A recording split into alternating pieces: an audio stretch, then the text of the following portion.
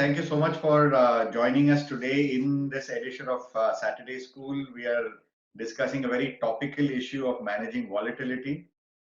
We couldn't have expected to see the kind of volatility that we're seeing today. It is unnerving for even the most seasoned of investors and advisors. Now, when we talk about managing volatility, and that is fast emerging as an advisor's most important role, there are two opposite sides of the debate that I often hear. One end of the spectrum says, don't even try to manage volatility at a portfolio level. That is akin to timing the market. वो तो हमसे होगा नहीं. So stay away from that. Manage the client's emotions, and if you do a good job of that, then you have managed volatility at a client level. There's the other end of the spectrum which says, boss, this is not on. You better start managing portfolio level volatility, because if you do a good job of that, then no emotional volatility hoga bhi nahi. So why unnecessarily first say, acha, let the emotional upheaval happen, then I will manage that? Isn't your job to first, try and minimize the emotional upheaval? And you can't shirk your responsibility of managing risk and volatility in a client portfolio. Now, obviously, the reality for most advisors will be various shades between these two extremes. I'm keen to understand from your practice. Let's take the second part, which is managing volatility at a portfolio level. What are some of the specific strategies that you have been adopting which have worked for you in terms of reducing portfolio volatility and or capturing certain alpha opportunities?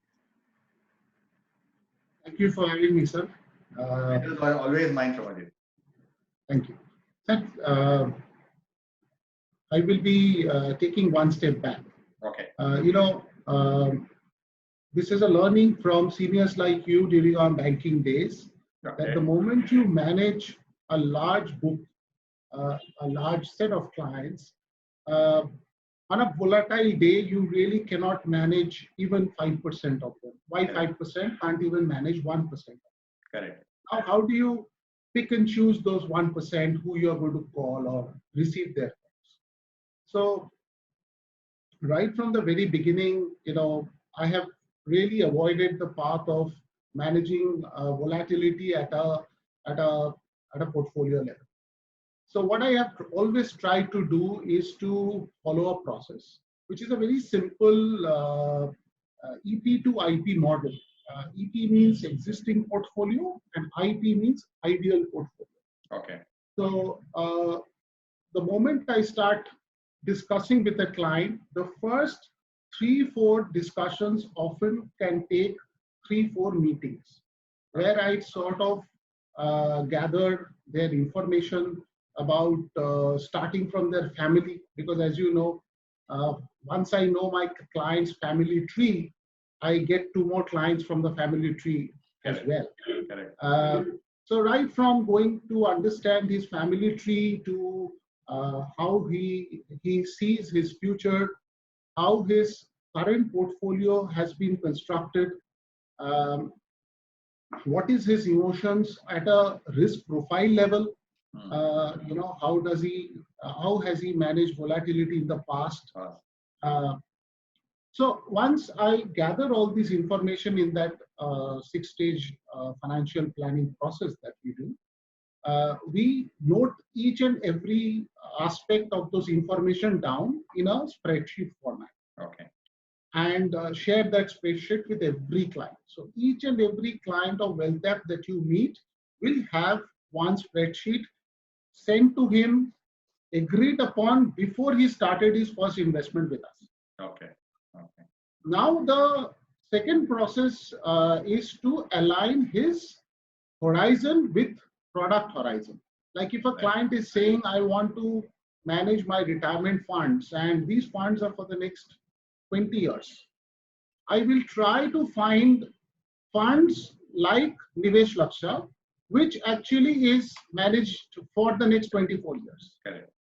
Now, or a person who is, or anything which is horizon driven, or I will try to give him a retirement plan, which is named a retirement plan, so that mentally or emotionally, he is aligned to that. This is my retirement plan. Correct. Now, here one more aspect has also helped that, and you can say this is very stupid, but it has helped me, which is when I tell a client that, okay, this is for 20 years, so let me only find those funds which have seen 20 years of daylight. So I immediately, will show him those funds which where the right hand side has a 20 years performance, and tell him that, sir, these are those funds which have seen 20 years of daylight, which means 20 years of news and volatility. Hopefully, these guys are now Sachin Tendulkar with a good average and will play for you for the next 20 years. So these simple approaches is a combination of three approaches. One is EP to IP, as I said. Two is doing the 6-stage process, which is gathering information to, doing the products at the very last. The third is to basically align products to his time horizon, has extremely been very beneficial to a firm like us. Let me play devil's advocate on this, Soumyajit. In the last, let's say, few weeks, the market, let's say, has lost about 15%, right? Now, wouldn't you have clients coming back and telling you, yeah, I know I signed up for 20 years, but boss, 15% agar 2 mahine mein gira hai, should you not have taken, protective steps earlier? Isn't it your job because, so much of my wealth has got eroded? Do you face these challenges, and how then do you try to build that proactive level beyond the setting expectations? Well, I do receive phone calls, and I'm all ears for that, for all the phone calls. However, I am more concerned about phone calls on businesses.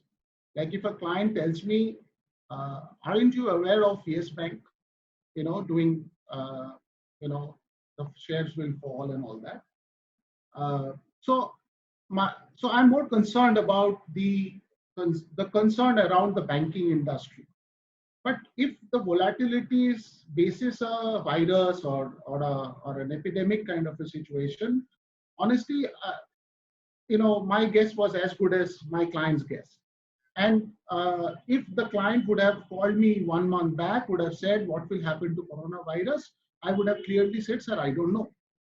Correct. And nobody knew. I really don't know. Even the president of US did not know.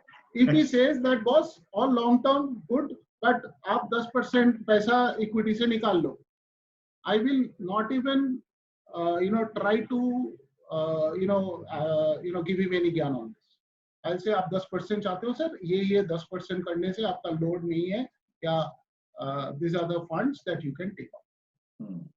So that is the tactical level that I have to abide by. But that is only when the client wishes to be tactical. Yes, sir. I will not. I have a broadcast mechanism by which all my today broadcast only allows 250 odd list. So I have bridged that list. But I send a WhatsApp broadcast to all my clients twice a week, and I can assure, I can tell you that in the last 2 months also it has remained twice a week. Okay. Okay. So there's also this other theory that is gaining a lot of credence within advisors, that you should also be valuation driven, and at least in times of extreme valuations, whether on the very high side or the very low side, it makes sense for an advisor to veer away from the long-term strategic asset allocation. And so if you know that PE ratio has gone to 25 plus, and that every time it has gone about 25 plus, invariably एक बड़ा सा correction आता है, so why do you still wait for that correction and say I have a 20-year horizon? Why can't you take some money off the table? How do you react to that?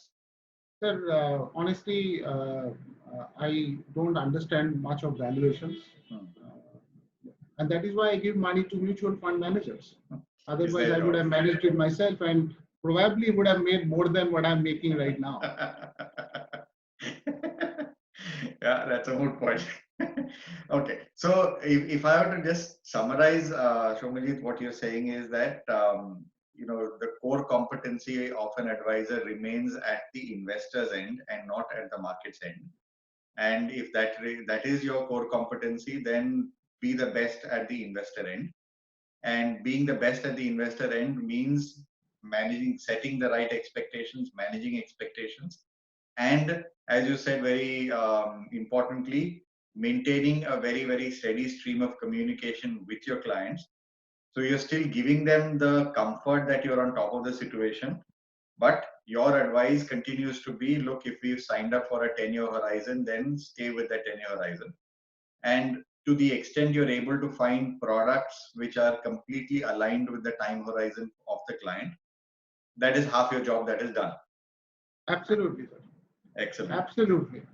As much as difficulty as I would have found while selling Reliance Nivesh Lakshya Fund 1.5 years back, but I would still go another 10 minutes with my client to ensure that he buys the product. Why is Nivesh Lakshya important in his, the mutual fund house has very little to do with the construct of the product. Absolutely. It's a very clear, defensive kind of a product. It's like an index fund when you're buying one bond and staying invested. Absolutely.